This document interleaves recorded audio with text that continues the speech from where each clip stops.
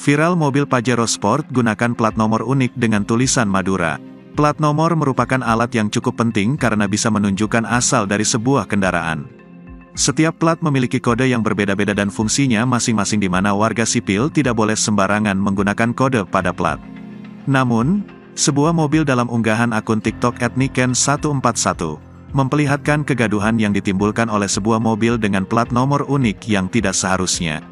Dalam video tersebut terlihat sebuah mobil Pajero Sport hitam tampak dihampiri seorang anggota polisi dan perekam video yang memperlihatkan plat mobil bertuliskan M4DURA. Diketahui video viral tersebut terjadi saat pendaftaran Capres dan Cawapres di Komisi Pemilihan Umum RI di Jakarta. Terdengar dalam video anggota polisi tersebut juga mengatakan bahwa plat tersebut ngarang dan tidak semestinya. "Lihat Madura, ngarang-ngarang," ucap anggota polisi. Tampak suasana sekitar lokasi tersebut padat dipenuhi tim sukses pasangan Capres dan Cawapres yang mendaftar untuk pemilu 2024.